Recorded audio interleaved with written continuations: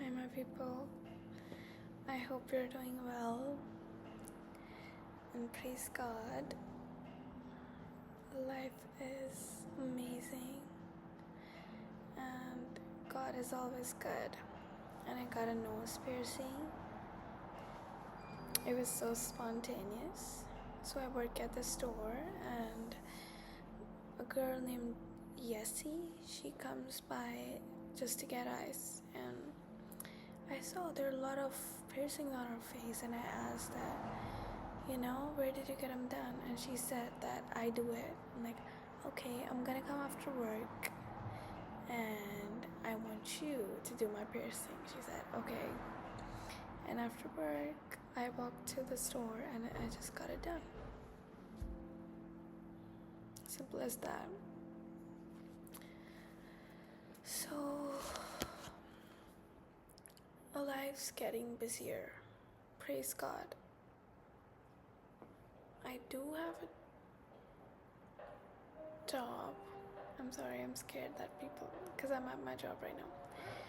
So I do have jobs and I do have money coming in, but in the process, in my blessings,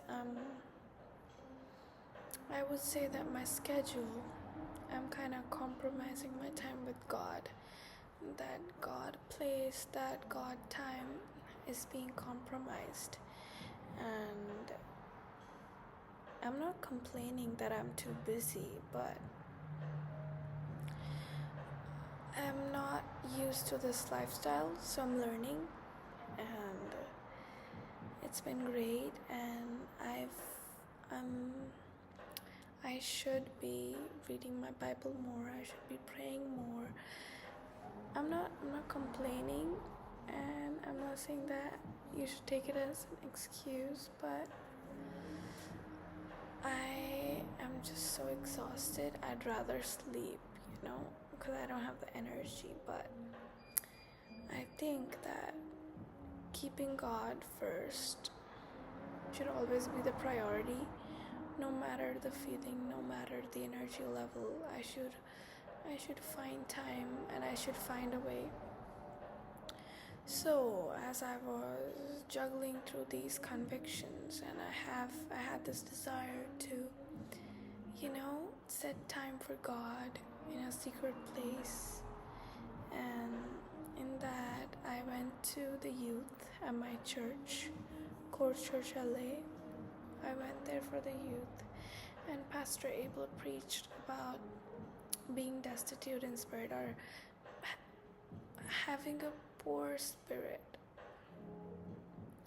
And I knew the moment that sermon was being introduced, I knew that it was for me, in a way.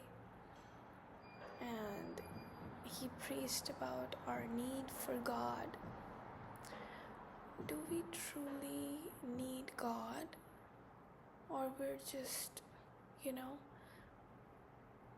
God is there and we're just thanking Him? I think I'm at that position. And the pastor preached about preached from Matthew chapter 5. It's the longest sermon of Jesus, the Sermon on the Mount. And the chapter begins with the Beatitudes, and it means in Latin it means blessed, or the state of bliss, satisfied, joy, which is inward. The blessed in Greek. Okay. So, God blesses those who are poor in spirit, for there is the kingdom of heaven. What does it mean to be poor in spirit? And basically, it's the need for God. It's that state of begging where you know that you have no other way but God, you have no other dependence but God, and theirs is the kingdom of heaven. I think the first step is the salvation. When you realize that only Jesus can save you, you're saved. But that was poor in spirit. But after that, how are we living our lives? Do we still need God, or was it just for the salvation? I don't know if I'm wording it right, but if we read in Psalms 102 verse 17, he regards the prayers of the destitute and does not despise their prayer. What is destitute? It's the extreme sense, extreme meaning, extreme terminology for poorness, for a state where you don't have anything, you're not clinging to anything, and you want the support. And I feel like we should be in a position of destitution, because it's the reality, it's our reality. The world lies to us that this is not the reality. You have what you need. You have this that tries to fill our God made void, the void which is supposed to be filled by God. The world tries to fill it with other things and tells you that you are enough. You have everything you need, but God regards the prayers of the destitute, the person who realizes that he is nothing without God. And I was listening to this sermon of Paul Washer, and he referred to an incident that he experienced. And there was this young man, he was drowning, and Paul Washer couldn't help him. And it took over 5 lifeguards to rescue this man, because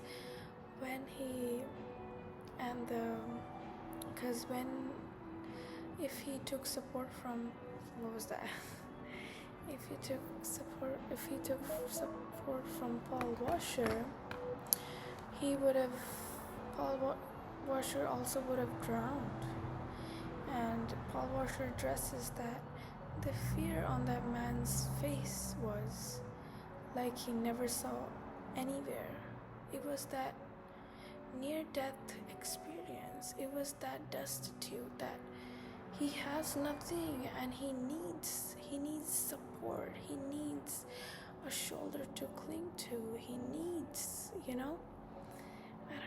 I'm not a preacher, but I'm just trying to explain what I understood.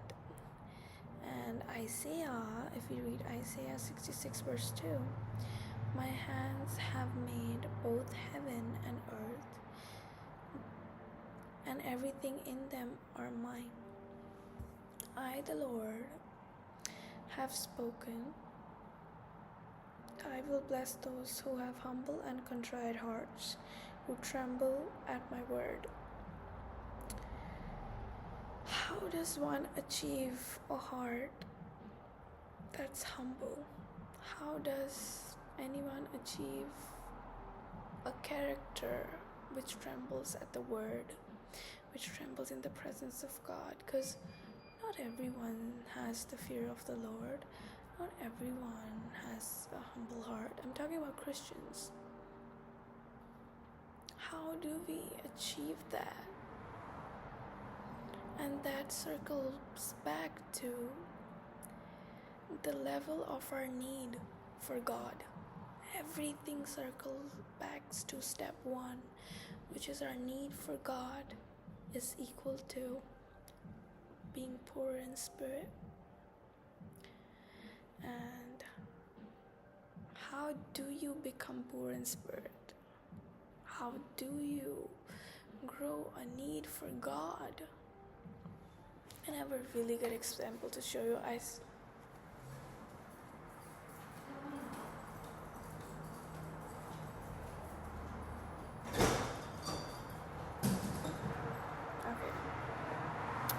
So I have a really good example to show you. I saw this a few years ago, and it's about this flashlight. So we were talking about how to become poor in spirit, right? So this is my phone, and it has broken, I'm sorry. If I turn on the flash, suppose this is me looking at God, this is me seeking God, But if I want to look at myself, if I want to open the camera to look at myself, the flashlight is off. I'm no longer keeping my eyes on the Lord. You understand me? So, removing our eyes, our focus from ourselves towards God and towards God. I don't know if I'm wording it right. Taking eyes from ourselves, from our problems, from our anxieties, even though they're still there, but taking them off everything and redirecting or pivoting our eyes towards the Lord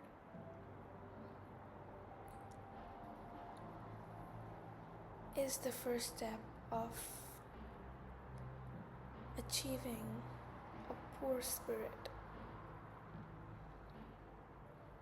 I have experienced this so much, and me personally, it's so easy for me to look at myself, at my foolishness, at my mistakes, and being in self-condemnation. But if I look at God, John 15, if I remain in Him, in His Word, that's why the devil does not want you to abide in Jesus. Because you abide in Jesus, the more you abide in Jesus, the more your need for Him is gonna grow. And I think that's the way. And there's like two type of self-awareness, you have to, like Isaiah's self-awareness. When he went to the presence of God, God showed him a mirror that, you're imperfect. And he said, woe is me, for I am the man of unclean lips. And there's another kind of self-awareness that pulls us away from God. This kind of self-awareness pulled him towards God. And there's this worldly self-awareness that pulls you away from God. And we really have to be careful about that. It is very important to be self-aware of your mistakes. It's very important to be emotionally connected to yourself. But is that taking you away from God or towards God? And I don't know how to explain this, but it's very personal to me what's the difference? To discern the difference. Oh my goodness, my English is dying. It's very personal that when we look, okay, so worldly self-awareness starts with first looking at yourself. And the biblical self-awareness starts with first looking unto God. And when you go in the presence of the Lord, He shows you parts of yourself that you don't want to see, but God is there with you, and He wants you to conform in the image of Christ. What were we talking about? Okay, this is totally off topic, but today I only want to talk about being destitute, so we're gonna delete that topic. Please forget that. It's getting such a... Oh my goodness, my English. But yeah, that's what, that's the message that really touched my heart. And praise God. And we together need to grow our need for God, and that's gonna happen when we take our eyes from ourselves and look onto Jesus and look onto His words, His promises, and abide and remain, have a separate time with God, have a rhythm in life. That's what we're gonna do, okay? Because I'm not here to present myself as holy, present myself as perfect, because no one's perfect. I really want to be as raw as I can and share with you how God uses me and how God changes me. And yeah, just that. It's so crazy where we started, and it's been like 2 months where we are. Praise God.